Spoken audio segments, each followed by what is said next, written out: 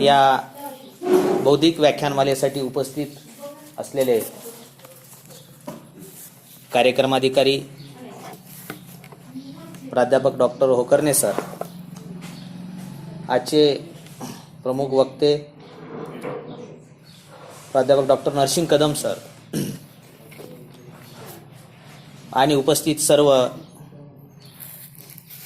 स्वयंसेवक, विद्यार्थी,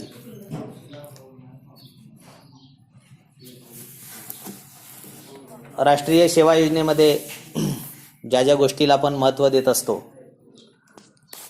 त्यामध्ये अधिक करून पर्यावरण या घटकाला आपण महत्त्व देतो, जे काही अनेक घटक आहेत. या ठिकाणी आत्ताच पाहिलं मी कांबळे कांबळे स्वामी हे दोन्ही अतिशय चांगले विद्यार्थी, वक्तृत्व स्पर्धेमध्ये, वादविवाद स्पर्धेमध्ये खूप चांगलं भाषण शिवाजी महाविद्यालयामध्ये त्यांनी हौगी स्वामी यात्रा महोत्सवमध्ये त्या दोघांनी केलेलं होतं. त्यावेळेस मी परीक्षक म्हणून उपस्थित होतो. आत्ता ज्यांनी सूत्रसंचालन केलेलं आहे, एखादा स्वयंसेवक जेव्हा इथं येऊन सूत्रसंचालन करतो तेव्हा सगळे मित्र अतिशय उत्साहानं कौतुकानं पाहत असतात, तो कुठं चुकतो काय आणि कशा पद्धतीनं संचालन करत असतो. तर अशा स्टेजच्या माध्यमातूनच खरं तर खऱ्या अर्थाने आपली जडणघडण होत असते. म्हणून एखादा सूत्रसंचालक हा चुकलेला असला तरी त्याचं कौतुक आपण केलं पाहिजे आणि त्याच्या चुका आपण नंतर सांगितल्या पाहिजे. विद्यार्थी मित्र हो, मागच्या 7-8 वर्षापासून या महाविद्यालयांनी मला सतत राष्ट्रीय सेवा योजनेमध्ये बोलवलेलं आहे. जवळपास हा 7वा किंवा 8वा वर्ष असू शकते. मागच्या वर्षी मी इथंच आलो होतो. तुकडोजी महाराज यांनी पर्यावरणाच्या संदर्भामध्ये जो विचार मांडलेला आहे त्या संदर्भामध्ये मी बोललो होतो. आता मला असं वाटलं की आपल्या पत्रिकेवर जो विषय आहे, काय विषय आजचा, मी खरं तर उद्याचा आहे वक्ता. उद्या मी तुमच्याशी संवाद साधण्यासाठी येणार होतो मी, पण सरांना फोन केला की परवानगी घेऊन मी आज आलेला आहे या ठिकाणी. ग्रेटा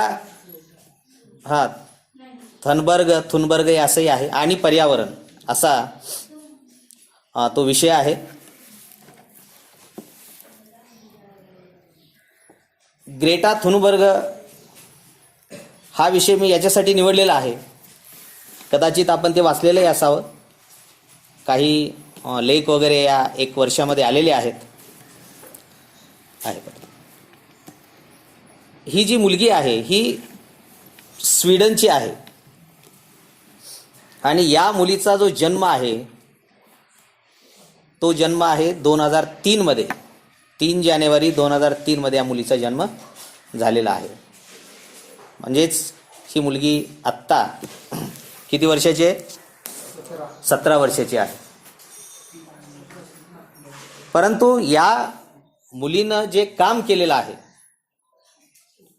त्या कामाची जी नोंद आहे ती नोंद जवळपास 125 ते 150 राष्ट्रांनी घेतलेली, देशांनी घेतलेली. 125 ते 150 देशांनी यांच्या कामाची नोंद घेतलेली आहे. आणि ही जी ग्रेटा आहे हिच्या सोबत किती मुलं मुली जोडलेली आहेत तुम्हाला आश्चर्य वाटेल की जवळपास 15 लाख विद्यार्थी तिच्या सोबत युरोपमध्ये जोडले गेलेले आहेत. एखादी 16 वर्षाची मुलगी काय करू शकते? आपल्या इतिहासामध्ये अशी अनेक उदाहरणं आहेत की कमी वयामध्ये अनेकांनी खूप मोठं असं काम केलेलं आहे. त्यामध्ये तुम्हाला शिरीष पाईचं उदाहरण देता येईल, शिरीष कुमारचं उदाहरण देता येईल, किंवा संत ज्ञानेश्वरांचं उदाहरण देता येईल, शिवाजी महाराजांचं उदाहरण तुम्हाला देता येईल, किंवा मलालाचं उदाहरण तुम्हाला देता येईल. अशी कितीतरी उदाहरणं तुम्हाला देता येतील, किंवा स्वामी विवेकानंदचं उदाहरण देता येईल की ज्यांनी अतिशय कमी वयामध्ये अशा पद्धतीचं काम केलं की ज्याची नोंद संपूर्ण इतिहासाने विश्वाने घेतलेली. म्हणून एखादा तरुण किंवा एखादी तरुणी ही काय करू शकते या संदर्भामध्ये जगामध्ये आपल्याला काही उदाहरणं आपल्याला पाहता येतात. म्हणून एका पाश्चिमात्य अभ्यासकांनी असं म्हटलेलं आहे की कुठल्याही राष्ट्राचं मी भविष्य तुम्हाला सांगू शकतो, फ्युचर भविष्य मी सांगू शकतो. फक्त मला एक तपासू द्या की त्या राष्ट्रातल्या तरुणांच्या ओठावर कोणते गाणे आहेत ते, याचा मला अभ्यास करू द्या. मी त्या राष्ट्राचं भविष्य नक्कीच मी सांगेन. सध्याची परिस्थिती जर आपण पाहिली तरुणाईची, तो स्वतंत्र असा विषय आहे, त्यावर मला बोलायचं नाही. आपल्याला थोडंसं ग्रेटा थुनबर्ग ही जी विद्यार्थिनी आहे की त्या विद्यार्थिनीचं एकंदरीत कार्याची जी जडणघडण आहे ती जडणघडण कशी झालेली आहे. ग्रेटाचे वडील एक चांगले अभिनेते आहेत, आई चांगली गायिका आहे. जेव्हा ग्रेटा 3री-4थीला होती, बघा मी तुम्हाला आता सांगितलं की ग्रेटाच्या संदर्भामध्ये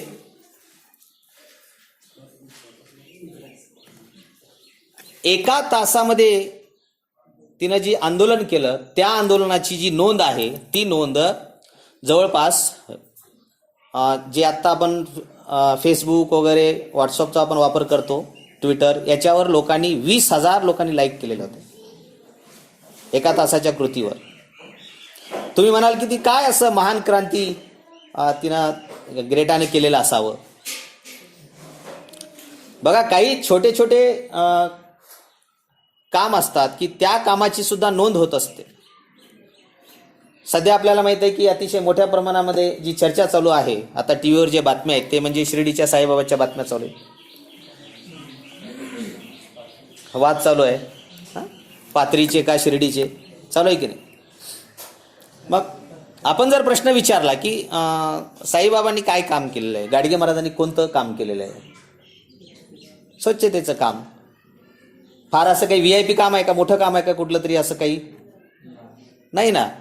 आपण जे काम करतो या गावामध्ये आल्यानंतर अशाच पद्धतीचं काम या सर्व लोकांनी निस्वार्थपणे केलेलं आहे. काम छोटं आहे पण आपल्याला माहित आहे की गाडगे महाराजांच्या नावावर महाराष्ट्र शासनाच्या वतीनं पुरस्कार दिले जातात.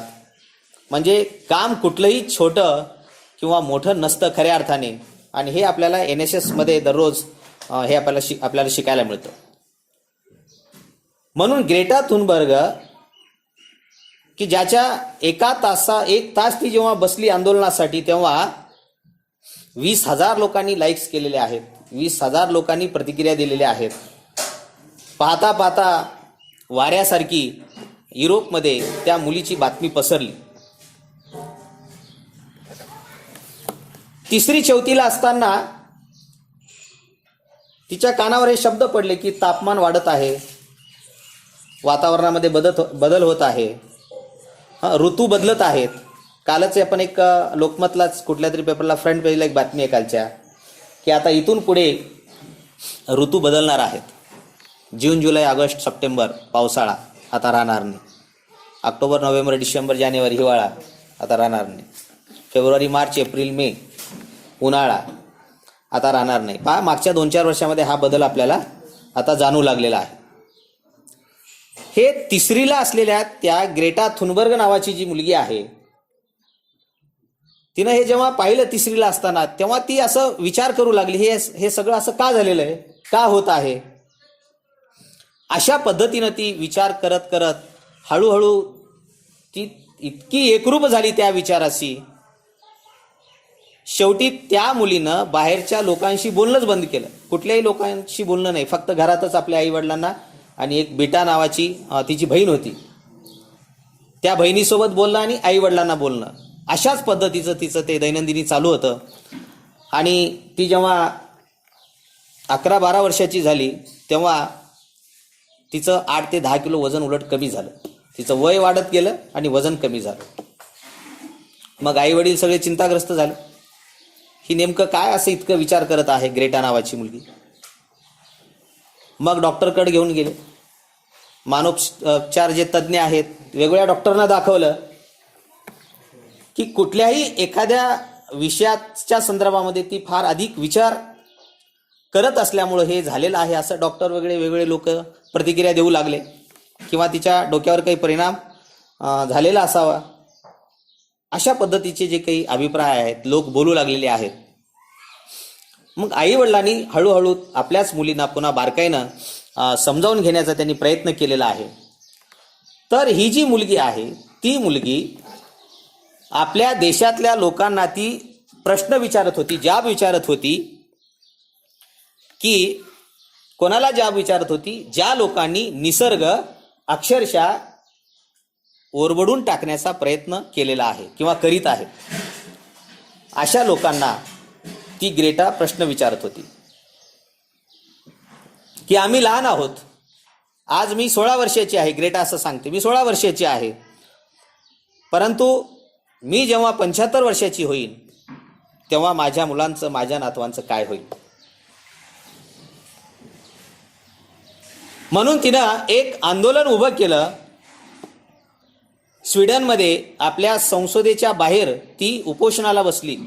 ते फोटो सुद्धा आहेत. अशी बॅग घेऊन बाजूला बसलेली आहे, एकटीच बसली आंदोलनासाठी.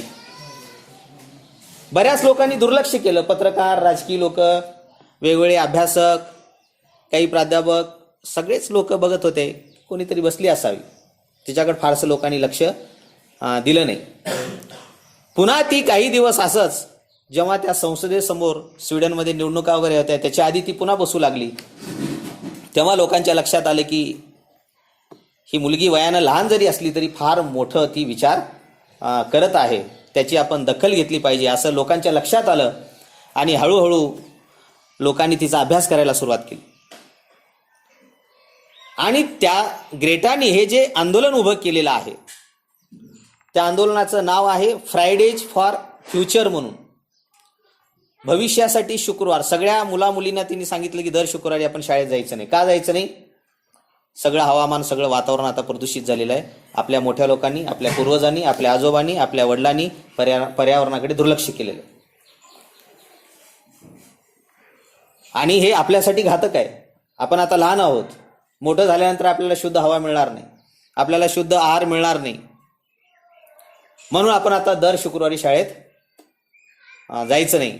आणि स्वीडनमध्ये शिक्षण अतिशय कडक अशा पद्धतीनं दिलं जातं.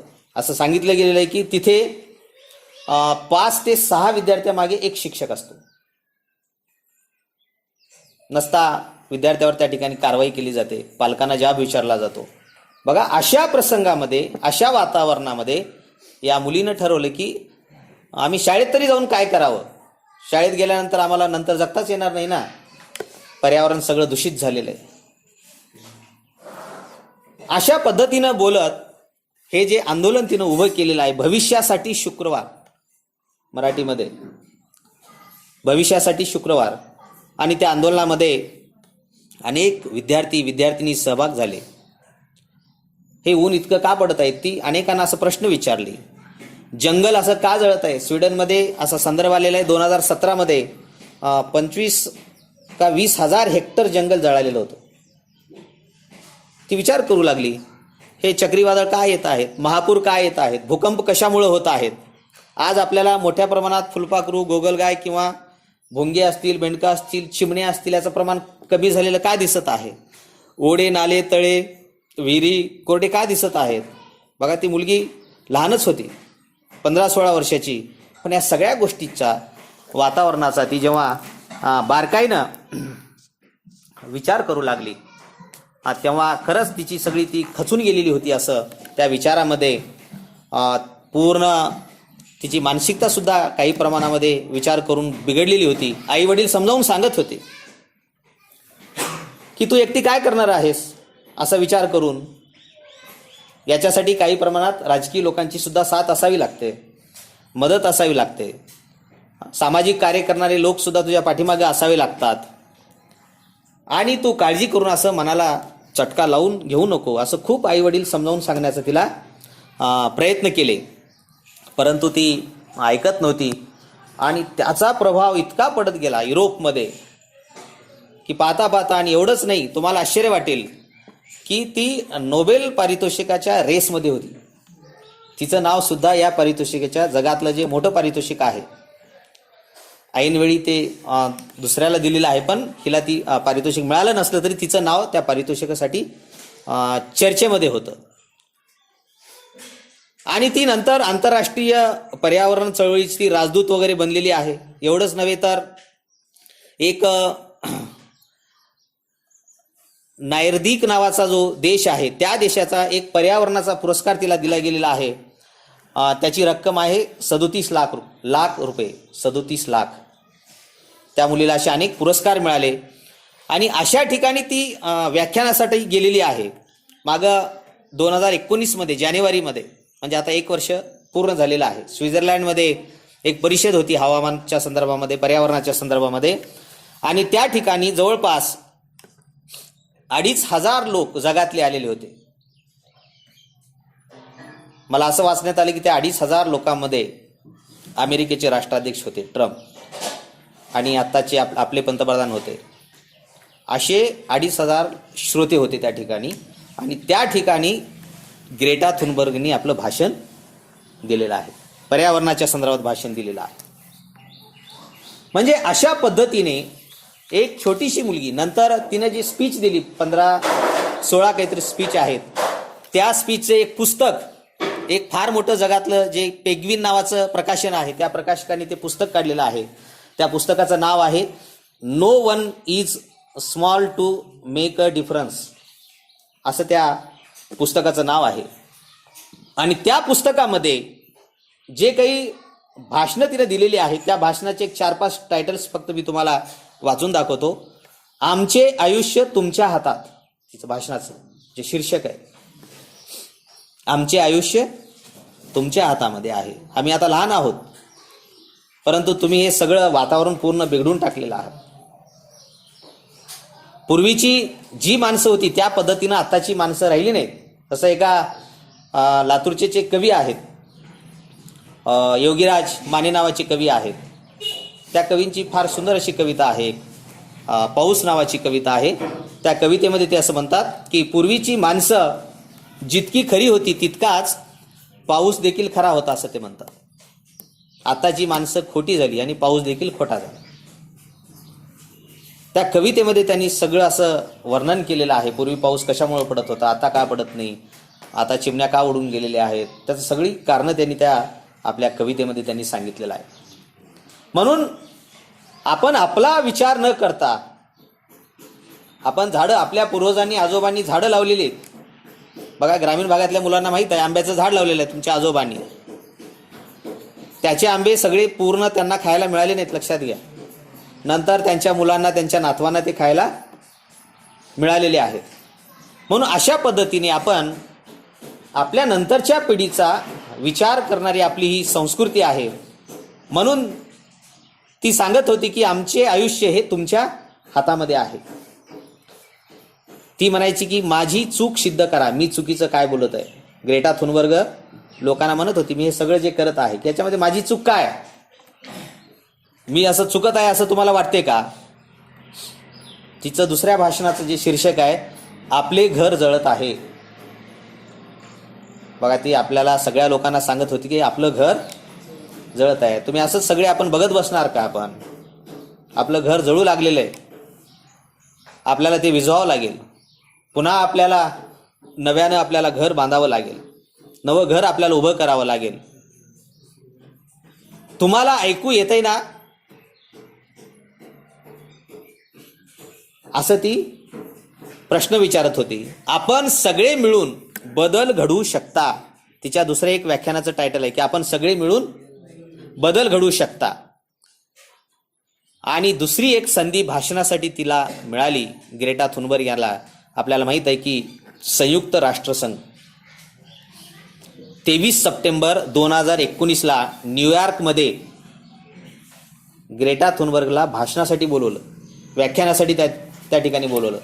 जसं आपल्याला स्वामी विवेकानंदचं भाषण माहीत आहे, ते गेले बाहेर देशात आणि 5 मिनिटाचं त्यांनी भाषण दिलेलं आहे. ते भाषण जगामध्ये खूप म्हणजे भारतातले त्यातल्या त्यात गाजलेलं आहे असं आपण म्हणतो. या ग्रेटा थुनबर्ग यांचं सुद्धा जे भाषण आहे, तिला जेव्हा संयुक्त संघामध्ये तिथं बोलवलं भाषणासाठी, 4.5 मिनिटाचं भाषण आहे आणि तिच्या भाषणामध्ये 495 शब्द आहेत. आणि तिथे भाषण करण्यासाठी ती कशा पद्धतीनं गेली, ती असं सांगते की आपण विमानानं फिरणं चुकीचं आहे, हवा सगळं प्रदूषित होते, आपण गाड्या घेऊन फिरतो चुकीचं आहे. तिचं म्हणणं की आपण जहाजानं गेलं पाहिजे, आपण विजेवर वगैरे जे काही वाहनं आहेत त्या वाहनानं आपण गेलं पाहिजे, बोटीनं वगैरे आपण गेलं पाहिजे, किंवा आपण पायी गेलं पाहिजे, आणि किंवा आपण विजेवर चालणारी जे रेल्वे ट्रेन आहेत त्या ट्रेननं आपण गेलं पाहिजे. ती जेव्हा लंडनहून न्यूयॉर्कला निघाली त्या भाषणासाठी, बघा ते जे काही 4-5 हजार किलोमीटर जे काही अंतर होतं, ते अंतर ती जहाजामधून तिनं प्रवास केलेला आहे. 11 दिवस तिला लागले. त्या 11 दिवसामध्ये जहाजामध्ये जे काही अनुभव आलेले आहेत किंवा ज्या काही सुविधा होत्या नव्हत्या त्याचं सगळं वर्णन त्या ग्रेटाने आपल्या एका भाषणामध्ये तिने केलेलं आहे. म्हणून हवामान बदलाच्या संदर्भामध्ये जी काही शिखर परिषद होती न्यूयॉर्कमध्ये, त्या परिषदेमध्ये जवळपास 66 राष्ट्रप्रमुख आलेले होते देशाचे, आणि त्या सगळ्या समोर ग्रेटा थुनबर्ग यांनी आपलं भाषण त्या ठिकाणी दिलेलं आहे. आणि त्या भाषणातले अजून एक 7-8 ओळी मी तुम्हाला सांगतो. त्या भाषणामध्ये काय होतं. ती असं म्हणाली, तुम्ही माझं बालपण, माझी स्वप्न हिरावून घेतली आहे. आमचं बालपण, आमचं स्वप्न होतं असं, ते सगळं आता तुम्ही हिरावून घेतलेलं आहे. तुम्ही विज्ञानाचं ऐकत नाही. तिच्या भाषणातले काही मुद्दे आहेत. तुम्ही आम्हाला फसवत आहात. ती आपल्या मोठ्यांना प्रश्न विचारत आहे, म्हणत आहे आपल्या वडिलोपार्जित लोकांना, आजोबांना ती म्हणत आहे की तुम्ही आता आम्हाला फसवत आहात. पृथ्वीला त्रास देणारा माणूसच आहे. आपल्याला माहित आहे की ठीक आहे, भारत कृषीप्रधान देश आहे, या ठिकाणी शेती केला जातो, पण जेव्हा या भारतामध्ये शेती नव्हती तेव्हा काय होतं, भारतामध्ये सगळीकडे निसर्ग होता, सगळीकडे झाडं होती, सगळीकडे पशुप्राणी भरपूर होते. शेतीसाठी आपण सगळी झाडं तोडली. म्हणून या मर्ढेकरांनी म्हटलेले की या पृथ्वीची झाली तिरडी. आपण या पृथ्वीचं संपूर्ण असं वाटोळ आपण करून टाकलेलं आहे. म्हणून पृथ्वीला नष्ट करणारा, पृथ्वीला त्रास देणारा हा खऱ्या अर्थानं माणूसच आहे. तुम्ही पुढच्या पिढीसाठी कशाची गुंतवणूक करीत आहात. तिच्या भाषणातले मुद्दे आहेत, तुम्ही तुमच्या पुढच्या पिढीसाठी, किंवा आपण जर विचार केला, आपल्याला जर कोणी प्रश्न विचारला की पर्यावरणाच्या संदर्भामध्ये आपल्या नंतरच्या पिढीसाठी आपण काय असं गुंतवणूक करून ठेवलेलं आहे, तर याचं अनेकांना आपल्याला उत्तर आपल्याला देता येत नाही. आम्ही सुरक्षित भविष्य मागत आहोत. बघा तिचं वाक्य आहे, आम्ही सुरक्षित भविष्य मागत आहोत. आम्हाला सुरक्षित राहायचं आहे, आम्हाला स्वच्छ अशा वातावरणामध्ये आम्हाला राहायचं आहे. म्हणून आम्हाला तुम्ही पैसा, भौतिक विकास किंवा आर्थिक विकास याच्या कथा आम्हाला तुम्ही सांगू नका. बघा ग्रेटा थुनबर्ग 16 वर्षाची मुलगी आहे, ती म्हणते की आम्हाला अशा विकासाच्या वगैरे तुम्ही गप्पा वगैरे काही करू नका, की पर्यावरणाकडे लक्ष द्या. पर्यावरणाच्या संदर्भामध्ये तुम्हाला काय करता येते ते तुम्ही करा, तुम्ही नुसतं बोलू नका.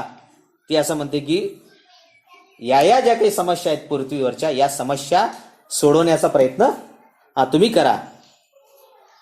म्हणून आम्ही मोठे होईपर्यंत जर या पृथ्वी तलावरचं जर वातावरण जर विषारी होऊन गेलं, ती म्हणते की आम्ही शाळेत जाऊन काय कामाचं आहे, आम्ही नोकरी करून काय कामाचं आहे, काय अर्थ आहे. ती म्हणते सगळं वातावरण जर विषारी होऊन गेलं या पृथ्वीवरचं, तर आम्ही मोठं होऊन आम्हाला काय अर्थ आहे, आम्ही कशा पद्धतीने आम्ही जगू. आपण भारताचा जर विचार केला, जसं शिमला, नैनिताल हे जे भाग आहेत तिकडचे, हिमाचल प्रदेश, त्या भागामध्ये राहणारे जे लोक आहेत त्यांचं आयुष्य आणि मुंबईमध्ये राहणाऱ्या लोकांचं आयुष्य, याच्यामध्ये फरक आहे. पर्यावरण शास्त्राचे जे अभ्यासक आहेत ते अतुल देऊळगावकर यांनी त्याचं असं विश्लेषण केलेलं आहे सगळं. हृदयाच्या संदर्भामध्ये, किंवा जे काही अंतर्गत जे प्रदूषण निर्माण होते काही ठिकाणी ते कशा पद्धतीने निर्माण होत असते. म्हणून ग्रेटाची जी हाक होती ती हाक निसर्गासाठी होती, ती हाक जीवसृष्टीसाठी होती, ती हाक मानवतेसाठी होती.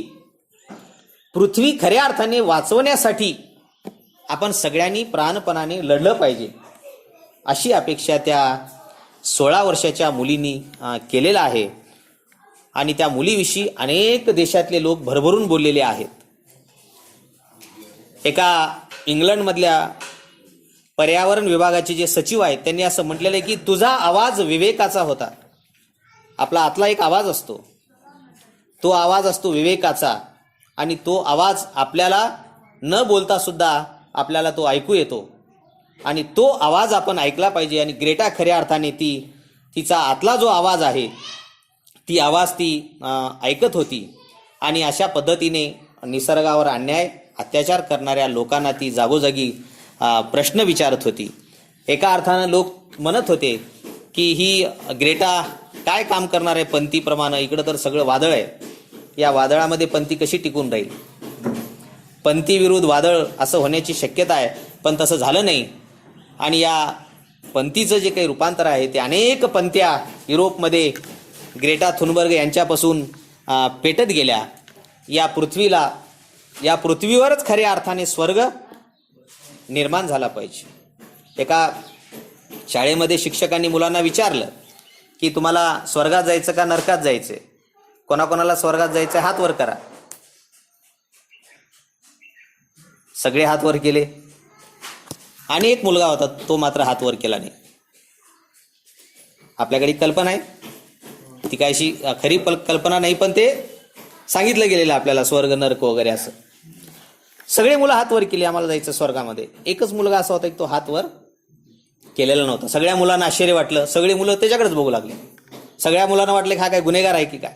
शिक्षक सुद्धा त्याच मुलाकडे बघू लागले आणि त्या मुलाला विचारले की तू हात वर काय केला नाहीस, तुला जायचं नाही, स्वर्गात जायचं नाही का, तुला नरकातच जायचं का.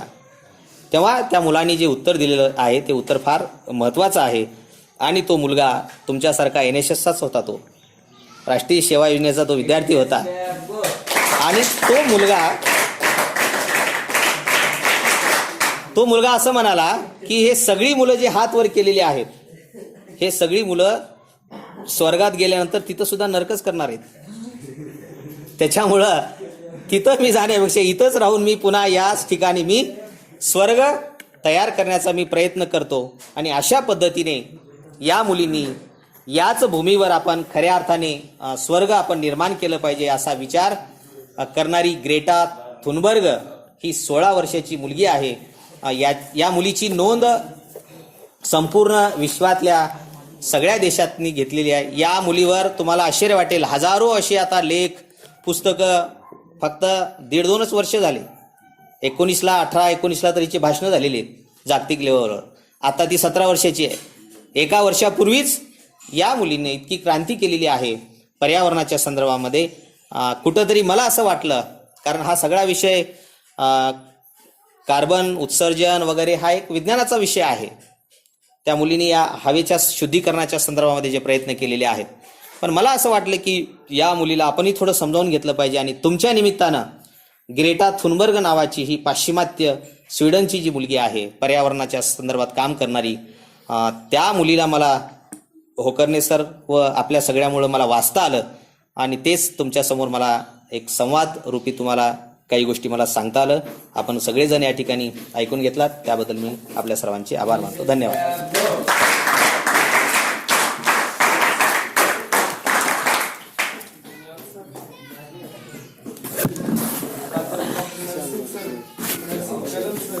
आम्हाला मार्गदर्शन